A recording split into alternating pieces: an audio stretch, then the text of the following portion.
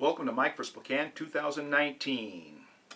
I have a lot of new information for the Spokane area voters, but before I get into that, if you've been following Mike for Spokane, you're probably going to be interested in other videos that are coming up that summarize current issues and priorities and problems facing Spokane. That video will be called something like Spokane 2019 Issues and Priorities. I'll summarize it in a quick video, and then I'll have additional videos with more information for the people that are interested in it. Some of this stuff is pretty wonkish, not everybody's cup of tea, but it does impact our community and it's important stuff. This video has to do with more about background, about me and Mike for Spokane. This is for people that have never been to Mike for Spokane, don't know who I am, and do not understand my approach to politics.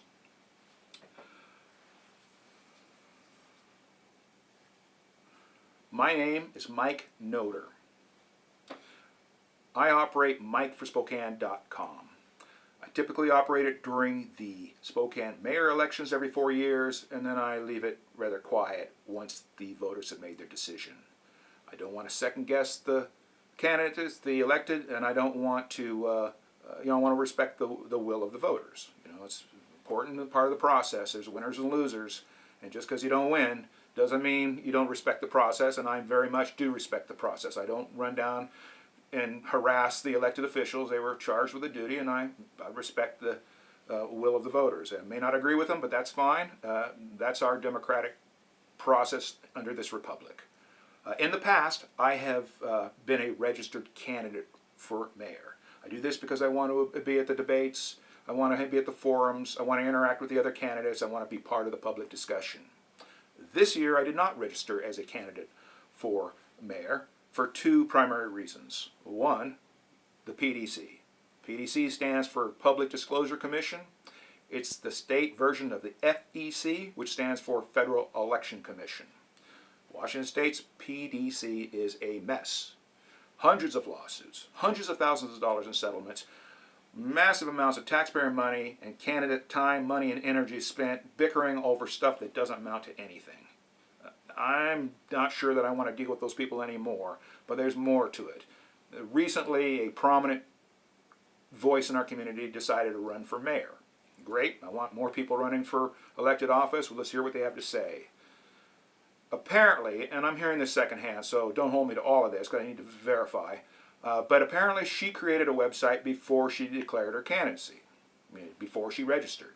PDC says that's a no-no, they should have been reporting to her, and she got in some kind of trouble. I don't like that one bit. I've been operating this website, the MikeForSpokane.com website, for 12 years. I have First Amendment, Fourth Amendment protections under the law, under the Bill of Rights, and I'm not obligated to tell them anything. I always have in the last 3 election cycles because, first of all, I don't take any money. I don't accept campaign donations. I don't intend to buy an election. I can accept the voters' results, but I want to be part of the public discussion. I don't spend very much money. Obviously, I have to spend money for this website, but in 3 election cycles, I probably spent $10,000 or less, and most of it has gone to government agencies, right? You have to pay so much to file. There's some compliance stuff. Most of it is just dealing with government. I don't want to do that anymore. Until the PDC cleans up their house, I don't think I'm going to tell them anything. Campaign goes on. I can be a write-in candidate, but I did not register because of the PDC. That's the first reason. The second reason, I'm involved with some civil litigation. I've been working with some very sick people, some terminally ill people on experimental treatments, and we were having great success. Some rather ugly people decided they wanted to take the supply, jack up the prices, and I've had to chase them through civil courts. That trail has taken me to Texas. I got hearings coming up. I'm going to have to go to Texas. I'm not going to be available for all of the debates and forums, and I will not be immediately available to respond to voters and citizens on issues that come up. And there are some very controversial stuff that I'm going to be dealing with in future videos. Those 2 reasons are why I am not a registered candidate for mayor, but as I say, the Mike for Spokane campaign continues. And, I still want to be part of the discussion, and I'm still looking to make Spokane better. Now, there's a few disclosures I'd like to share with you. In the past, there's been a lot of issues dealing with law enforcement. At times I can be critical of law enforcement. There's same thing with the prosecutor's office. As sometimes I've been critical of the prosecutor's office. Spokesman Review, Stacey Coles, same thing. Sometimes I'm critical of the Spokesman Review and Stacey Coles, but that doesn't mean I hate Stacey Coles. It doesn't mean I hate law enforcement. It doesn't mean I hate Larry Haskell, who's a county prosecutor. I sat down with Larry last year. He was very generous with his time. I found him to be professional, courteous, and he's a great guy. I like him a lot. I voted for him. I'll probably vote for him again. But there are some areas where the prosecutor's office is making things worse in our community. And I have some criticisms.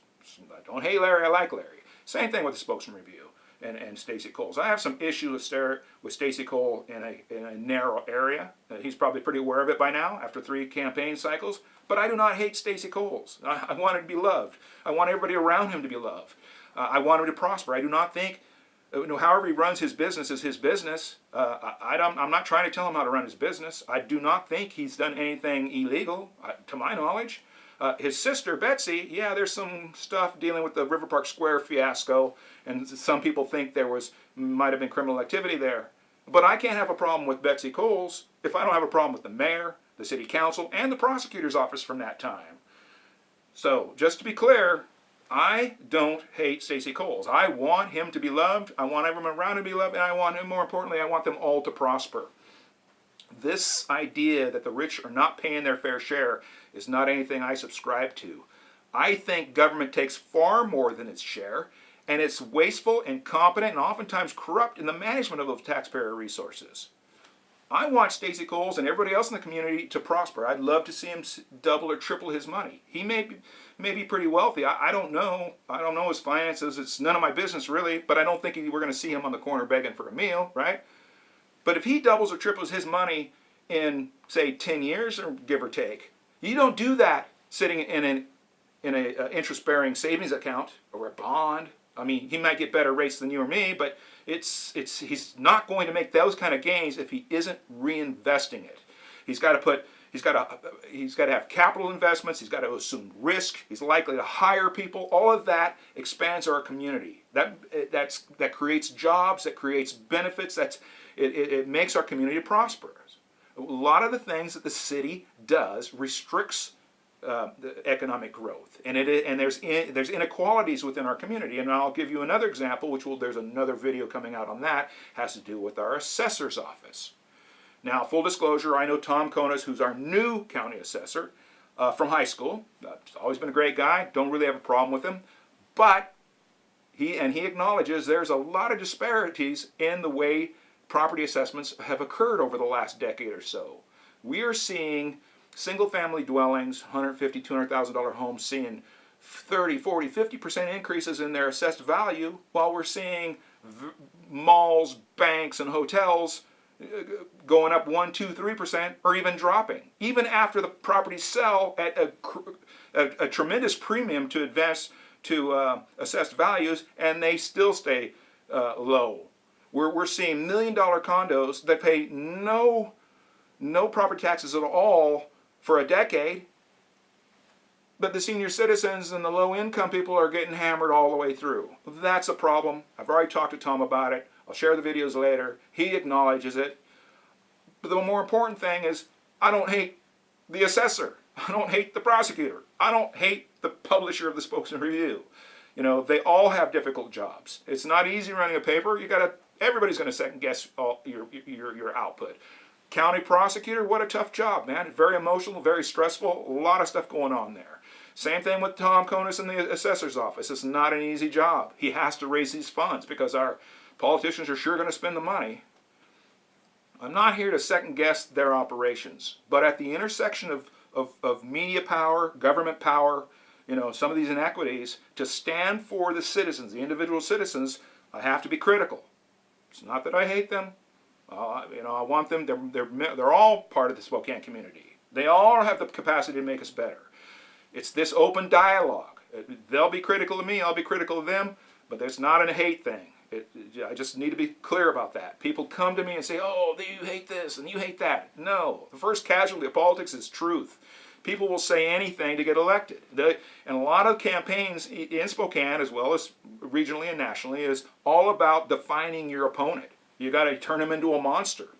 I don't define my opponents. I speak for me, and I trust the other candidates to speak for themselves. And that's the way I believe the process should be. I'm not going to be a hypocrite. Yeah, some people say a lot of bad things about me. If you run for elected office, you'll understand what a muddy, nasty business it can be. But that's the job.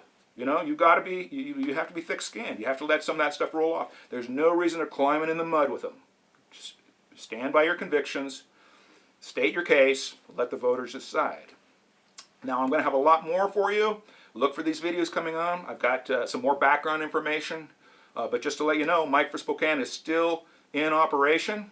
I'm getting a little bit of a late start. I think candidate filing was a couple of weeks ago. Normally I'm ready to go right at candidate filing, but a lot of legal, a lot of problem stuff that I've got to deal with that's taken me away from it. But I'm back in the game. Expect more soon. And thank you for your time.